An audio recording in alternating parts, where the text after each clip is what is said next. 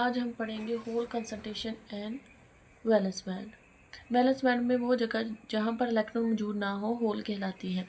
इस फॉर्मूले में डी जो है वो होल की कंसंट्रेशन को शो कर रहा है, डी डेंसिटी ऑफ स्टेट्स को, 1 माइनस एफ इंटू ई जो है वो इलेक्ट्रॉन की एब्सेंस की प्रोबेबिलिटी को शो कर रहा है, डी एनर्जी रेंज को शो कर रहा है। अब होल की जो है वो प्रोबेबिलिटी को हम कैसे शो करेंगे, 1 माइनस एफ इंटू ई। हम जानते हैं कि एफ इंटू ई जो है उसकी वैल्यू क्या होती है, 1/e⁻e−ef/kt+1। तो ये यहाँ पर हमने पुट कर दी। अब हम इसका एलसीएम ले लेंगे। एलसीएम हमारे पास आ जाएगा e⁻e−ef/kt+1। ये ऊपर जाके 1 के साथ मल्टीप्लाई हो जाएगा और ये -1 वैसे ही आ गया। -1 और +1 एक दूसरे से कैंसिल हो जाएंगे, हमारे पास ये वैल्यू बचेगी। हमारे पास जो फर्मी लेवल की एनर्जी है EF, वो एनर्जी दूसरी एनर्जी से ज़्यादा होती है। तो डिनोमिनेटर में जो हमारे पास वैल्यू आएगी उसको हम इग्नोर कर देंगे। तो हमारे पास 1 माइनस एफ इंटू ई की वैल्यू आ गई e⁻e−ef/kt। ये आ गई हमारे पास इक्वेशन नंबर 2। वैलेंस बैंड में होल की काइनेटिक एनर्जी हमारे पास E की बजाय EV-E होती है। The density of states per unit volume in the valence band is given as. Density of state हमारे पास क्या आएगी, 4π/h³ इंटू 2mp स्टेरी की पावर 3/2। ई की जगह पर पुट करेंगे EV-E की पावर 1/2। ये आ गई हमारे पास इक्वेशन नंबर 3। अब हमारे पास DE डेंसिटी ऑफ स्टेट और 1 माइनस एफ इंटू ई की वैल्यू आ गई है, तो हम इन दोनों को इक्वेशन नंबर 1 में पुट कर देंगे तो हमारे पास ये सारी वैल्यू आ जाएगी। इस वैल्यू को हम इंटीग्रेट करवाएंगे माइनस इन्फिनिटी से ईवी तक। तो ये हमने जो है वो इंटीग्रेशन अप्लाई कर दी है। यहाँ पर इस टर्म में हम ईवी को प्लस भी करेंगे और माइनस भी।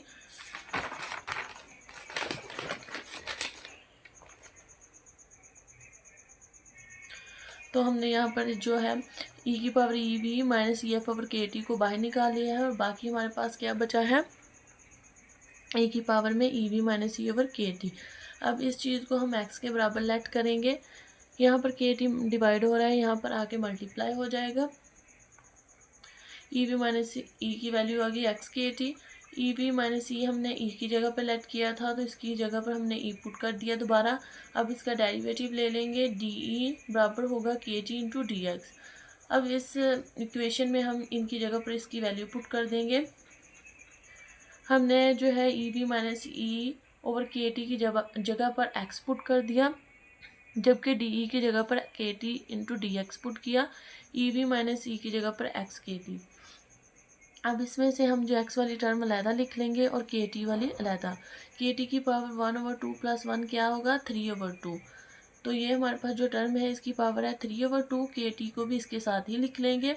h की पावर है 3, जब इसको हम जो है वो 3/2 पावर वाली टर्म में लेके जाएंगे तो हमारे पास h³ की जगह h² आ जाएगा, क्योंकि ये स्केयर से कैंसिल होकर दोबारा h की पावर 3 बन जाएगी। तो हमने ये जो है सारी टर्म सेट करके लिख ली। ये जो हमारे पास टर्म आई है इसकी जो है इंटीग्रेशन बराबर होती है π/4 की पावर 1/2 के। जब हम गैमा फंक्शन की प्रॉपर्टी को सॉल्व करते हैं तो हमारे पास ये आंसर आता है। तो इसकी जगह पर हमने ये पुट कर दिया। यहाँ पर हमारे पास जो 4π था उसका हमने स्क्वायर भी ले लिया और स्क्वायर रूट भी, और इसको इस टर्म के साथ जो है स्क्वायर रूट के अंदर लेके मल्टीप्लाई करा दिया। 4 से कैंसिल हो जाएगा और बाकी हमारे पास ये टर्म बचेगी, जिसको हमने ऐसे लिख लिया है। 2π जो है बाहर आ जाएगा और 1π अंदर रहेगा। यहाँ पर हमारे पास पाई की वैल्यू क्या बन जाएगी, 1/2 + 1 3/2। तो इसको भी हम इस टर्म के साथ लिख देंगे जिसकी पावर है 3/2। तो हमारे पास जो है होल कंसंट्रेशन क्या आएगी, P होगा बराबर NV इंटू ई की पावर -EF-EV/kt के। NV क्या है, NV is effective density of holes at the edge of valence band and defined as. इसका फॉर्मूला हमारे पास ये होगा, ये किसके बराबर होगा, 2 इंटू 2mp स्टेरिक पाई kt/a² की पावर 3/2। हमने पीछे पढ़ा था कि इलेक्ट्रॉन कंसंट्रेशन क्या होती है हमारे पास, Ni बराबर होगा Nc इंटू ई की पावर -EC-EI/kt। जबकि होल की कंसंट्रेशन जो है, होल कंसंट्रेशन हमने आज फाइंड की, जो कि हमारे पास बराबर आई है NV इंटू ई की power minus EI minus EV over KT। ठीक है, Fermi level EF is replaced by intrinsic level EI। हमने जो है फर्मी लेवल को जो है किससे रिप्लेस कर दिया, EF को EI से।